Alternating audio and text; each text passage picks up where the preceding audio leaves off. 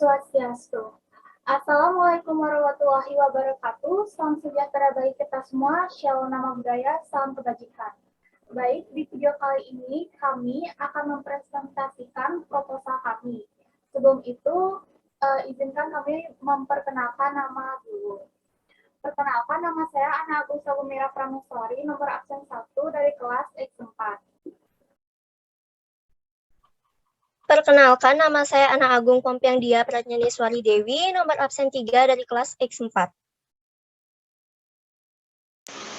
Perkenalkan, nama saya Belinda Ciastri Priska Priscila, nomor absen 5 dari kelas X4. Dan perkenalkan, nama saya Iko Mangwit Nindra Permana, nomor absen 11 dari kelas 4. Baik, di proposal kali ini kami akan membahas tentang mengembangkan usaha makanan dan minuman khas Bali di SMA Negeri 4 Denpasar. Adapun latar belakang yang melatar belakangi usaha tersebut yaitu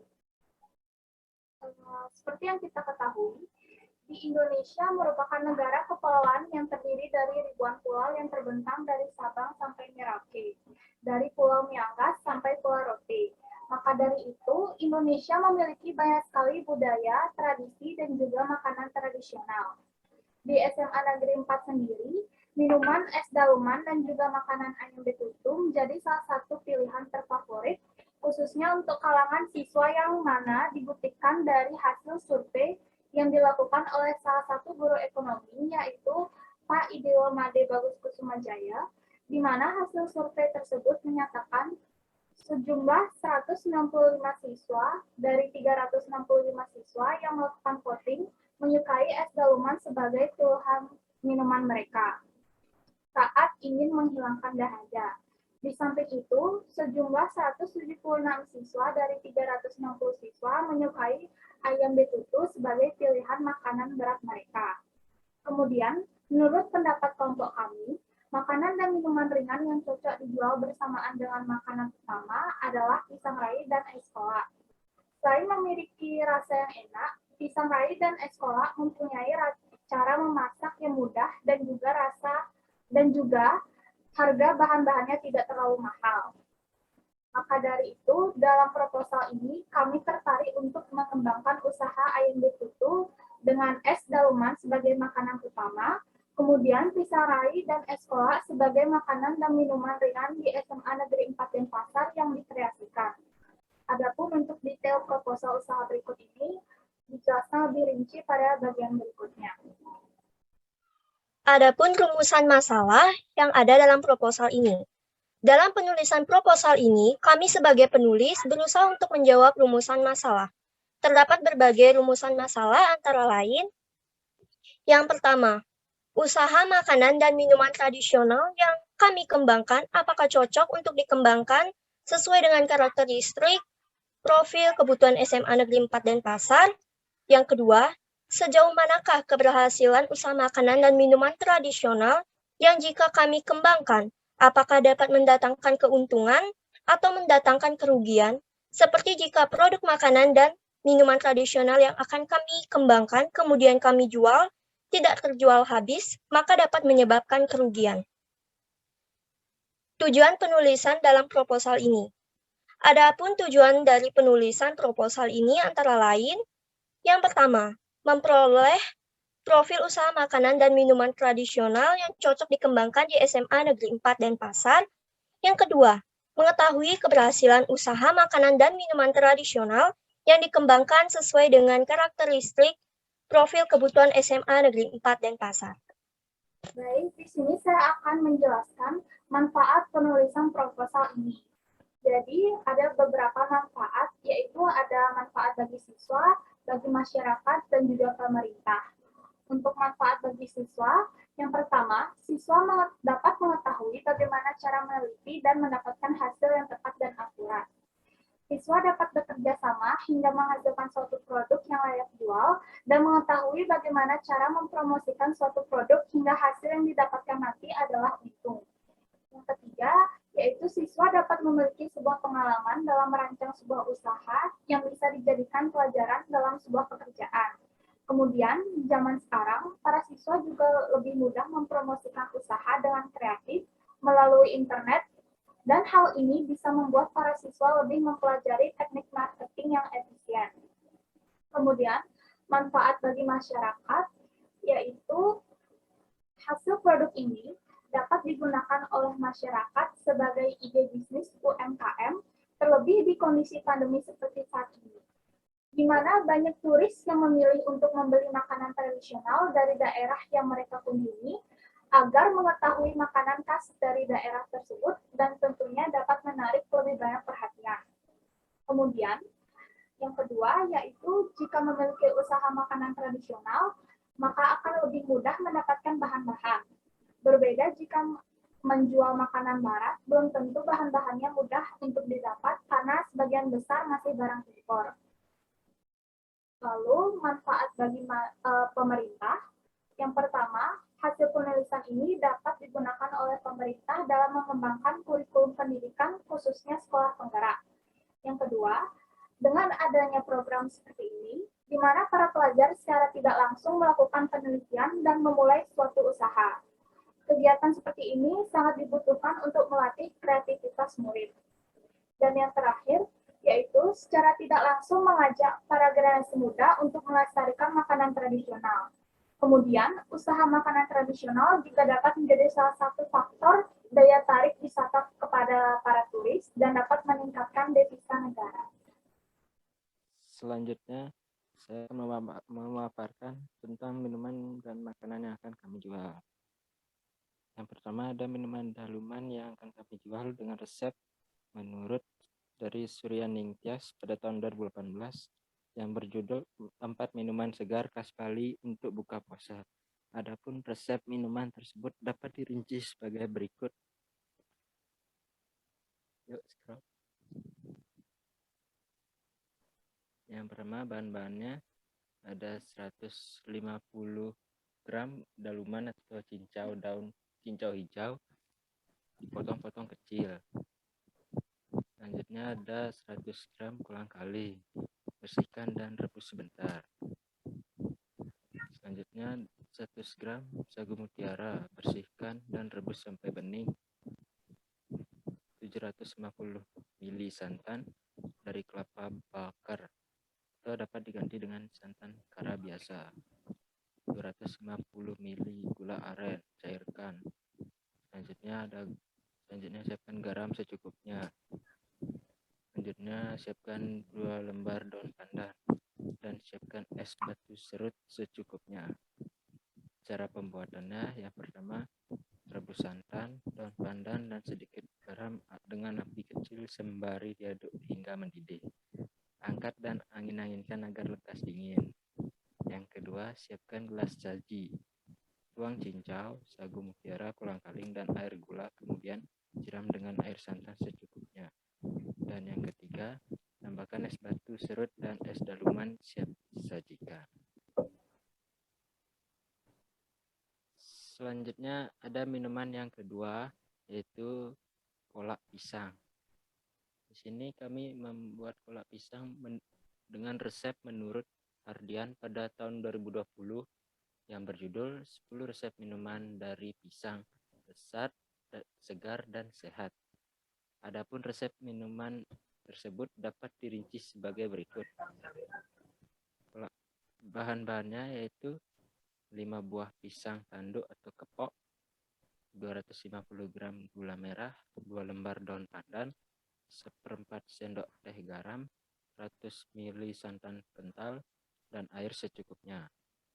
Cara membuatnya, yang pertama, rebus air sampai mendidih, masukkan daun pandan, garam, dan gula merah, masak hingga larut. Yang kedua, masukkan pisang, aduk rata.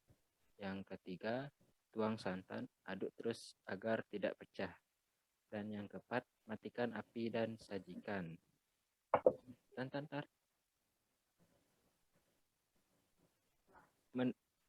Yang selanjutnya, makanan yang akan kami jual, yang pertama yaitu ayam betutu. Kami membuat ayam betutu dengan resep menurut Kioneta pada tahun 2021 yang berjudul 10 resep makanan khas Bali halal. Adapun resep makanan tersebut dapat dirinci sebagai berikut. Bahan-bahannya yaitu 8 siung bawang putih, 15 siung bawang merah, 7 buah cabai merah keriting, 5 buah cabai rawit hijau, 4 batang serai, 4 lembar daun jeruk, 2 sendok teh air asam jawa, 1 ekor ayam, dan 300 ml air. Untuk bumbu halus, 4 buah kemiri, 2 cm kencur, 1 sendok teh terasi bakar, 1 sendok teh biji ketumbar, setengah sendok teh merica bubuk, dan minyak goreng secukupnya. Cara pembuatannya, yang pertama, haluskan semua bahan bumbu halus. Yang kedua, tumis bumbu halus. Yang ketiga, masukkan bawang putih, bawang merah, cabai merah keriting, dan cabai rawit hijau. Aduk hingga rata. Yang keempat, tambahkan serai, daun jeruk, dan air asam jawa. Aduk hingga merata. Masukkan ayam, kemudian aduk hingga bumbu meresap ke ayam. Dan yang kelima, resto selama 25 hingga 30 menit. Angkat, hidangkan dengan nasi hangat. Selanjutnya, makanan yang kedua yang akan kami jual yaitu pisang rai. Di sini kami membuat pisang rai dengan resep menurut Rosadi pada tahun 2021 yang berjudul 6 resep jajanan khas Bali yang nikmat. Adapun resep makanan tersebut dapat dirinci sebagai berikut. Bahan-bahannya yaitu 4 buah pisang kepok matang dikupas, 1 liter air untuk merebus, dan 1 lembar daun pandan. Untuk bahan adonannya, 100 gram tepung beras, 1 sendok teh air kapur sirih, dan setengah sendok teh garam. Ada 1 sendok teh pasta pandan, dan 75 ml air. Taburan 1/4 butir kelapa, parut lalu kukus sebentar dengan sedikit garam.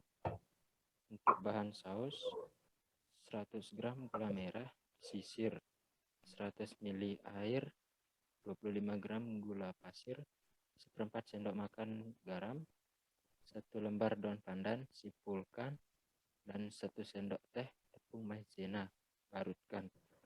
Untuk cara membuatnya, yang pertama, didihkan air, gula merah, gula pasir, garam, dan daun pandan. Masak sambil terus diaduk hingga larut dan mengental. Matikan api, angkat dan tiriskan. Yang kedua, campur tepung beras, air kapur sirih, garam, dan pasta pandan.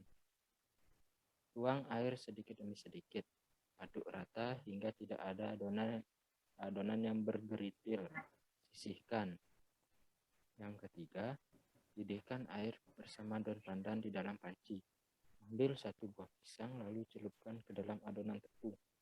Masukkan ke dalam air, masak hingga pisang matang mengapung. Angkat dan dinginkan.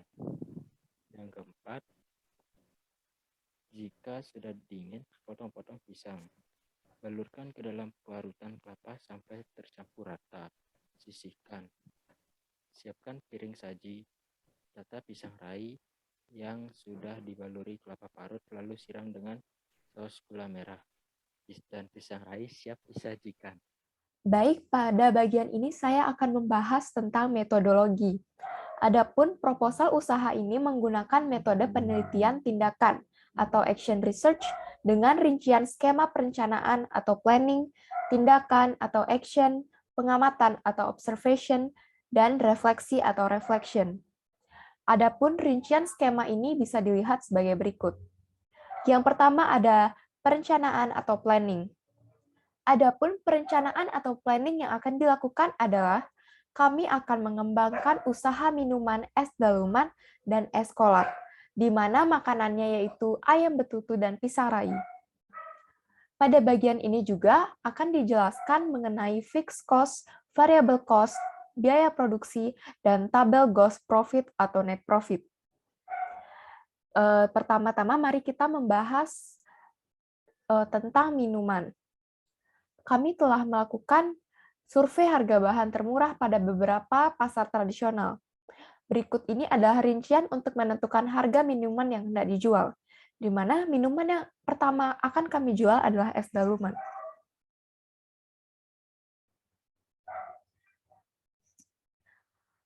Jadi yang pertama ada fixed cost. Sebelumnya, pengertian fixed cost adalah biaya tetap di mana biaya tersebut tidak berubah dengan kenaikan atau penurunan jumlah barang atau jasa yang diproduksi atau dijual.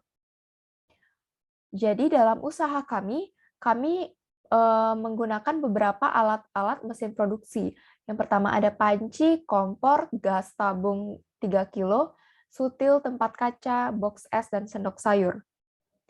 Di mana kami perlu mengeluarkan biaya pada gas tabung 3 kilo sebesar 17.000, tempat kaca yaitu sebesar 30.000 dikali 4 menjadi 120.000, dan yang terakhir ada box es seharga 135.000. Jadi total fixed cost-nya adalah 272.000. Yang kedua ada variable cost. Sebelumnya, variable cost adalah penentuan harga pokok produksi yang membebankan biaya-biaya produksi variabel saja ke dalam harga pokok produk. Jadi di sini ada tabel yang pertama yaitu daftar harga bahan baku satu periode produksi. Adapun bahan baku yang kami perlukan untuk membuat minuman es daluman adalah daluman, kolang-kaling, sagu mutiara, air galon, garam, santan, gula aren, daun pandan, es batu, gelas plastik, dan sendok plastik. Jadi di sini sudah saya sertakan juga berapa sih yang kita perlukan untuk satu kali produksi. Jadi ini sudah dirinci sebagai berikut.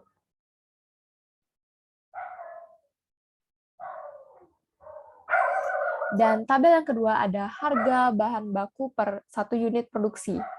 Jadi dari bahan yang sudah kami beli tersebut, kami dapat memperkirakan bahwa untuk satu kali produksi itu bisa menghasilkan 50 porsi. Adapun rincian harga untuk satu unit produksi adalah sebagai berikut. Selanjutnya, kami menentukan biaya overhead. Dalam biaya overhead ini, kami hanya memerlukan biaya reparasi saja, yaitu sebesar 50.000. Sehingga didapat total biaya overhead per unit adalah 1.000.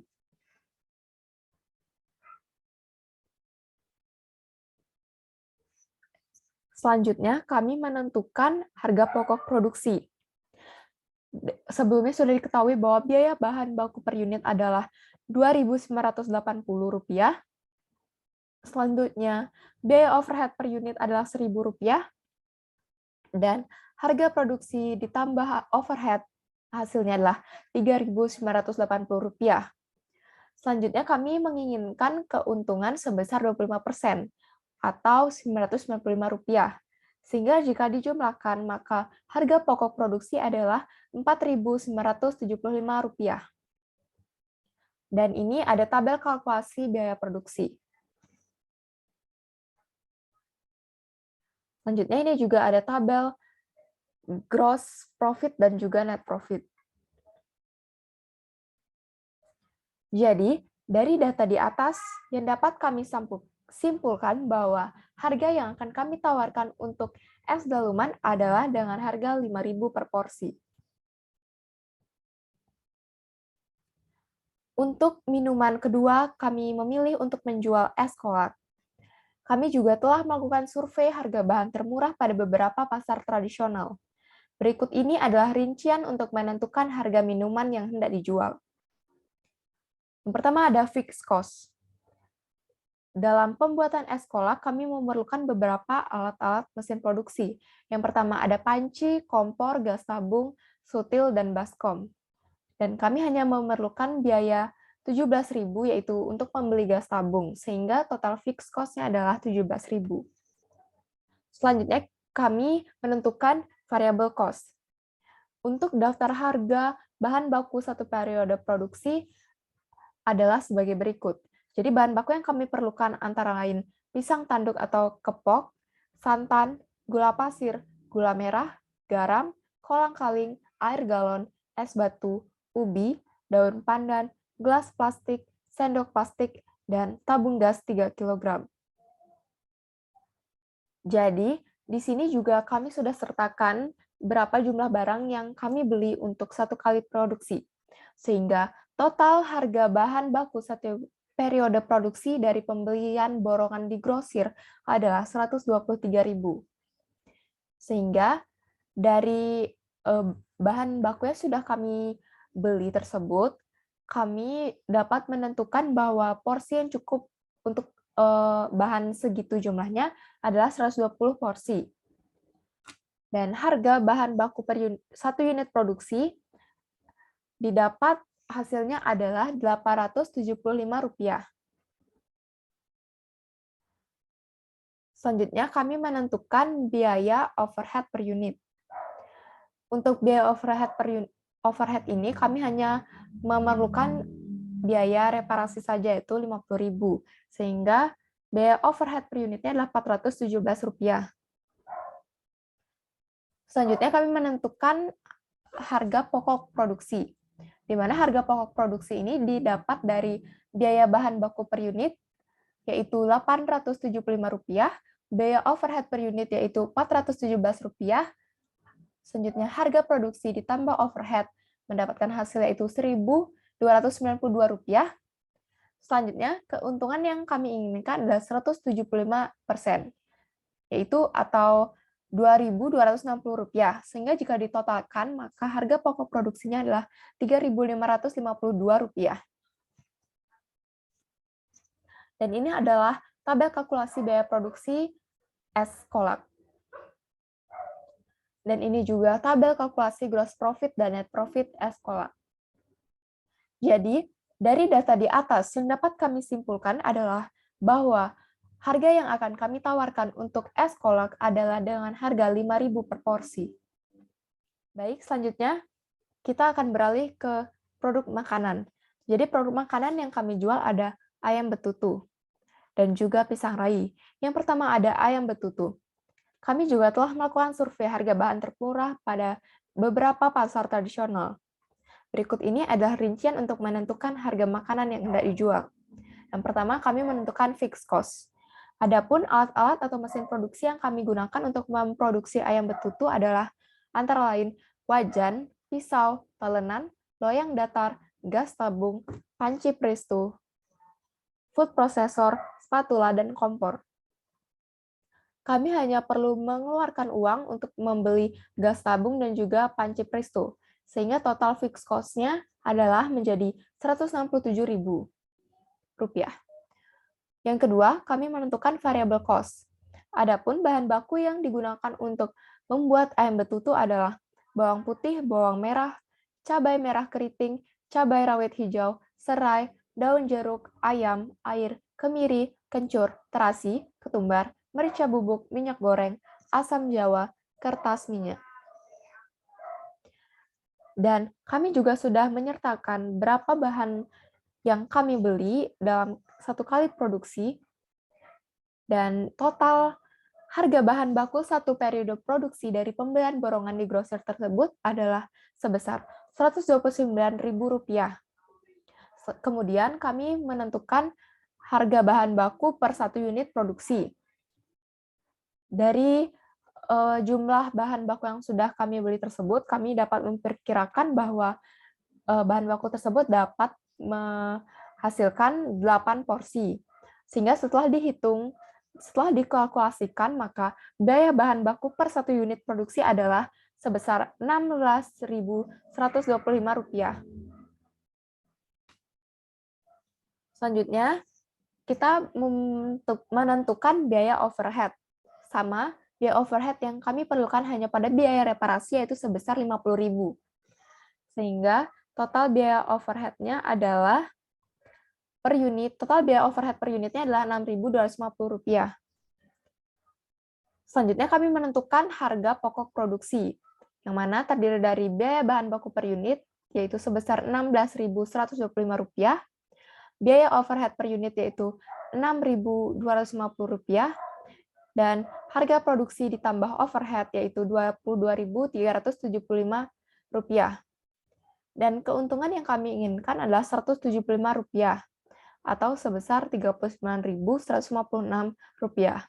Sehingga total untuk harga pokok produksi adalah Rp61.531. Yang ketiga ini ada tabel kalkulasi biaya produksi dari ayam betutu.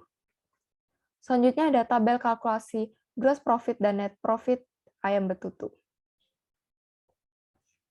Dan jadi, dari data di atas yang dapat kami simpulkan adalah bahwa harga yang akan kami tawarkan untuk ayam betutu adalah dengan harga Rp65.000 per ekor.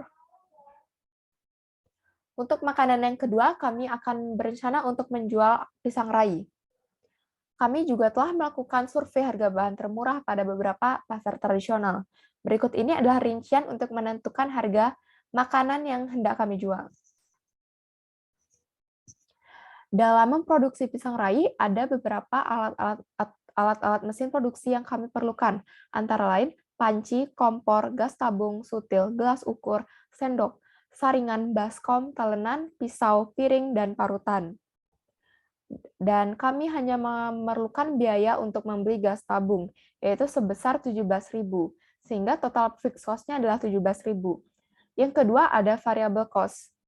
Adapun bahan baku yang diperlukan untuk membuat pisang rai adalah pisang kepok, tepung beras, kapur sirih, garam, pasta pandan, kelapa, gula pasir, gula merah, tepung maizena, air, daun pandan, dan mika kecil.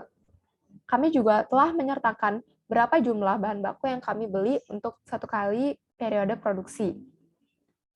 Adapun total harga bahan baku satu periode produksi dari pembelian borongan di grosir adalah sebesar Rp75.000.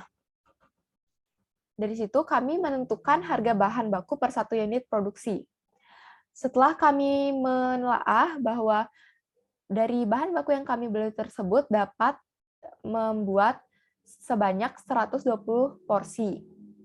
Sehingga biaya bahan baku per satu unit produksi adalah sebesar Rp625. Selanjutnya kami menentukan biaya overhead. Biaya overhead per unit ini kami hanya memerlukan biaya reparasi, yaitu sebesar Rp50.000. Sehingga biaya overhead per unitnya adalah Rp417. Selanjutnya kami menentukan harga pokok produksi yang terdiri dari biaya bahan baku per unit yaitu Rp625, yang selanjutnya biaya overhead per unitnya adalah Rp417, dan harga produksi ditambah overhead-nya adalah Rp1.042.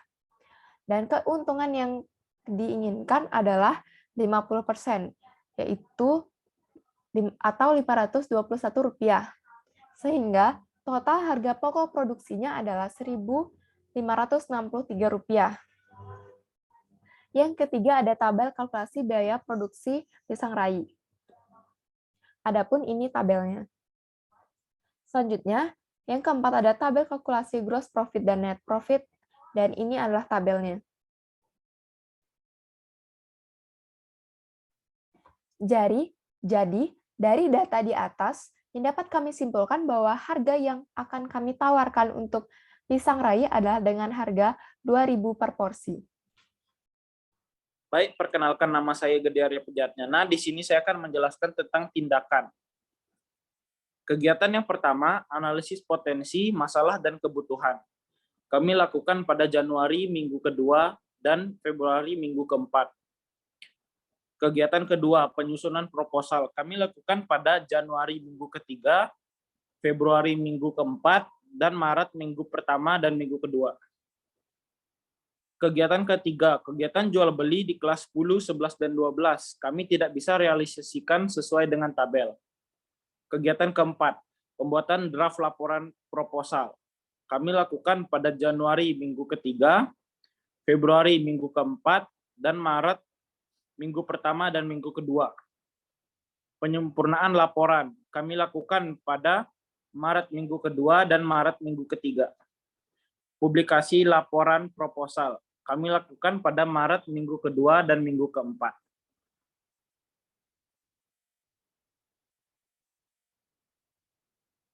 Pengamatan. Pengamatan akan dilakukan pada kegiatan jual beli di kelas 10, 11, dan 12. Diharapkan kegiatan jual beli pada kelas 10, 11, dan 12 meningkat dan menghasilkan laba bersih yang berguna untuk uang kas kelas. Refleksi. Hasil refleksi dari proposal, usaha ini dapat memberikan kesimpulan yang memuaskan dan saran yang berguna bagi pengembangan kegiatan wirausaha sekolah penggerak. Baik, sekian presentasi dari saya. Saya akhiri dengan Paramasanti. Om Santi Santi Santi.